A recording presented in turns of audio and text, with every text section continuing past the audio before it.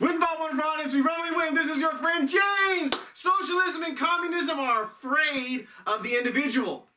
Socialist and communist thought and government is afraid of the individual. Capitalists and free-thinking societies, they're not afraid of the individual. So what do? They're afraid. This is why socialism and communism, they promote society and greater good over the free individual. They cower away from, and they vehemently attack opposing thought, especially religion that says man's not in charge. Because in order for you to set up socialism and communism and run people's lives, you need to get rid of anything that's going to dissuade people from coming against you. So first of all, what are they afraid of? They're afraid of independent thought. Because they can't control, because free society allows you to, think whatever you want to do as long as you don't spin and put violence on other persons. You don't perpetrate violence on people. But a socialist and communist country, when you're trying to run everything and control everything and own everything, you cannot, have independent thought. They're afraid of they're afraid of not being able to control people's minds. So how do they attack this? Fake fact checking, fake bipartisan junk on social media. Hey, this is not a joke. I threw that in there. That's just social media outlets acting like they're government.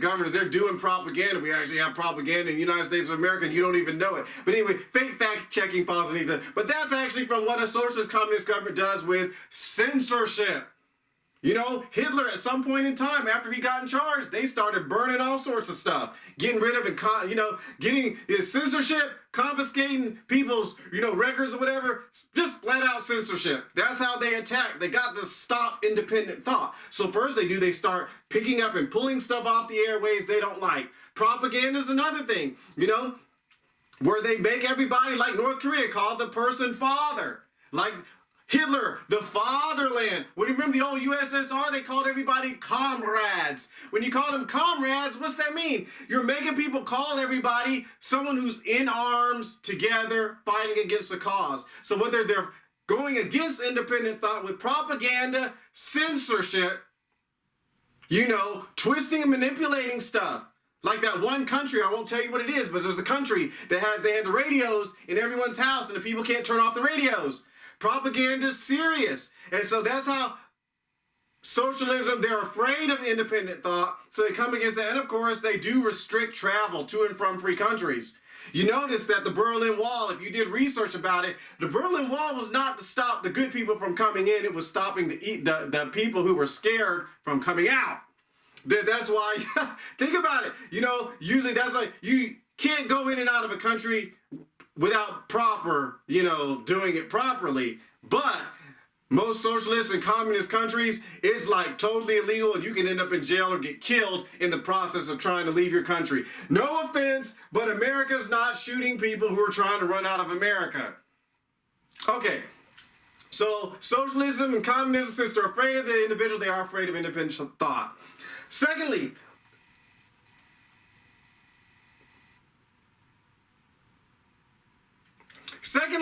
socialism and communism, they're afraid of independent wealth. Can't control their spending. Because for a free society, people can buy whatever they want to. And a socialist and communist country who's trying to run everything and they got all these plans for your life and your children's lives and your grandparents and your grandchildren's lives. Since they're afraid of independent wealth and they need to be able to control spending, because with independent wealth, a free government cannot control the people's spending. So how does a socialist communist government stop this? One, taxes. Taxes. If they take away 47% of your taxes, then they limit your ability to buy what you want to buy. They start bringing you down to the level where they can control you. Because think about it. Imagine a country where all the rich billionaires can just bounce when the government's doing bad. No, they need your money to control the country and to do what they need to do. So they use taxes to control independent wealth. They do it so that the rich people can't get too high and start supporting groups and causes and give to causes that will stop them from their wicked, evil ways. 501c in the United States organization regulations. You remember the Johnson Amendment? They don't want you. They don't want he didn't want the Christians, the churches, endorsing political candidates. So what do? They use regulations and threats to stop. With that particular money, we're going to mess with your nonprofit organization status. These are threats. This is bad business, but they have to control wealth. And the church is a wealthy thing. And, independent, nonprofit organizations garner a lot of money. So they'll come up with ways to control nonprofit organizations with regulations and threats. Secondly, to control independent wealth, socialist and communist nations, they confiscate property. There is a country right now where there's no there's no private property. And in the old USSR, wasn't like 98% of all the farmlands was confiscated. They're taking over wealth because if the people have their own land, they can do whatever they want to do with the land. And you can't, that's independent wealth. They can do what they want to with land. But if you take all the land, then now they can't build a church. They can't build an orphanage without your approval. So this is how socialist and communist countries attack independent wealth. They do it with taxes and threats and confiscating property and things like that. And finally, socialism in communist countries, they're afraid of the individual. They're afraid of independent religion.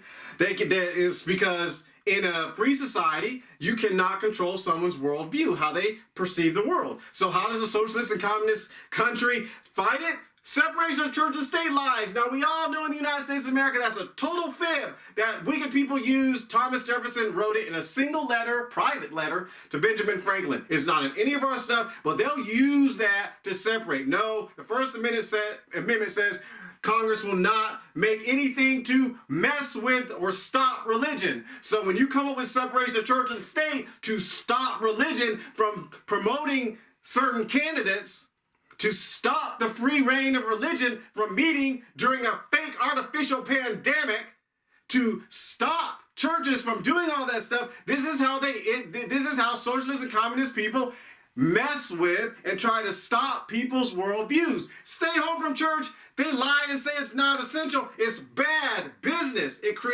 They come up with this stuff. Oh, separate. They don't want the church, the Christians involved. What was it, 15 million people? Someone has said weren't even registered to vote for the 2016 election? What type of nonsense is that? But in order to control the worldview, they try to push religion out with a fake, look at a serious communist country, USSR, China, North Korea. They're not playing around. They might have had some state-run fake churches, but there's no free gospel of Christ coming out. See, they're trying to, because you're trying to separate that. Why? Because church says man's not in charge. That's serious, because if man's not in charge, let's move on.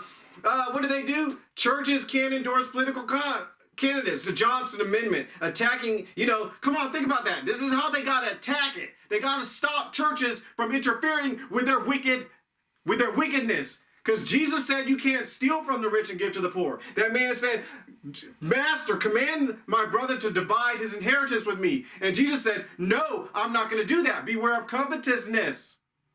See, Jesus was not going to take that man's brother's, this is a real person, asked Jesus, take my brother, tell him to take his inheritance and split it with me. Jesus said no. Jesus does not endorse that. So you can't take a rich person and make him give. See, but you come up with these little things like the Johnson Amendment so the churches can't, they have to sit back and say, we can't, just follow your heart and pray to Jesus and stuff. Why? Because they need to control the church to stop the church from telling people not to vote for wicked candidates. Because what are they trying to do? They're afraid of independent religion. What do? Attack innocent nativity scenes. They don't want to see they don't want to see the sweet little baby Jesus, which reminds them of sin and that they're not in charge and they could possibly go to hell. So they attack that. They have to get rid of religion. Remove crosses and stuff like that. Suing until they find a wicked judge to remove a cross or the Ten Commandment monument from in front of a thing. Why? Because they need to control thought. The socialistic, communistic thing has to control all religion, all wealth, all thought.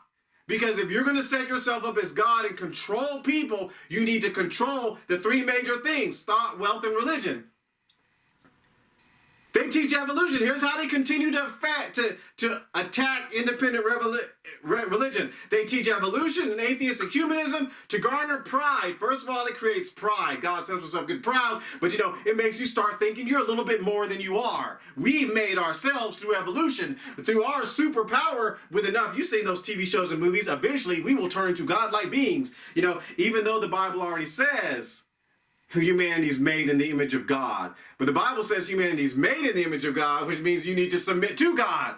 But see, if you get rid of God and try to come up with atheistic humanism, then it takes people's minds off the supernatural realm. Because now you can do whatever you want to. Because if God doesn't exist, then we don't have a responsibility to find out who he is and what he wants. If God does exist, whether you like it or not, you have a responsibility to find out who he is, what he wants, why he did all this stuff. They want to keep people's minds off the supernatural realm. Here's why. Where true moral standards come from. The true moral standards come from the spiritual realm. That's where it comes from. Not what's his face. No. You can't say, I have my own morality without God. Well, that's why we have problems with abortion right now. Killing unborn babies. Because God says you ain't supposed to kill. Period. A human being at all. So he said that you're not supposed to take satisfaction in a murder. But when you remove God, then you take satisfaction in murderers and say, hey, he may have killed 15 people, but let's just let him live the rest of his life in prison and stuff like that. Or, you know, I don't think you should kill a person, but if you don't want to have a baby, you can kill it. See, when it removes the moral standards, it creates a shifting morality where they can do whatever they want to. How do you think you can justify, the Nazis justified the socialist Nazi Germany during World War II, the murder of innocent Jews and starting unjust wars? They lied. Come on. They actually lied and said to their people that the world started World War II through propaganda. Well, obviously that's a lie. Look at what that Hitler's propaganda person did. He said they work on lies, but when God is not in charge, when there is no standard of real morality, then you're free to lie and do whatever you want to. They murdered murdered innocent Jews as is like this is the final solution because we're just done with it. And we've got so far from God that it's okay to kill people. See, this is what it's after, because when you control religion, then you can get little kids and people thinking that, oh, they're just nothing in the great expanse of eternity. But they're not doing it so you can be free and happy and have sex with whatever moves, anything you want. They're doing it so they can control you, so they drop your moral standards, so when they show up and kill off a group of people who are dissenting with them, then you'll just sit there and just call it ethnic cleansing or whatever and says it was okay, it was, we had to actually do this for the fatherland and what's not. So socialism and communism, that's why they're afraid of the individual, because they can't control. It's all about control, guys. They want control of you. And since God is the one who's in control and God, we say in control, the God of this world, Satan's in control of the world, but God has authority over Satan and can interfere and mess with what Satan's doing. But God at the top allows mankind to do what they want to. But if you're in a socialist communist government, you have to be able to control everybody, so you got to get in the place of God. So they're afraid of the individual, and that's why they use greater good. You have to suffer and sacrifice so everyone can be happy. They like to play these things because they pretend that they're helping you, but they're not helping you. They're using all these words to control you. So that's why socialism and communism, they're afraid of the individual. They're afraid of independent thought. They don't need people thinking what they want to. They're afraid of independent wealth. They don't need people buying and spending and buying arms to protect themselves from the wicked government. 3, they are afraid of independent religion that says man's not in charge. Everyone has to answer to God, and you can't make up your own morality. Live, move, be.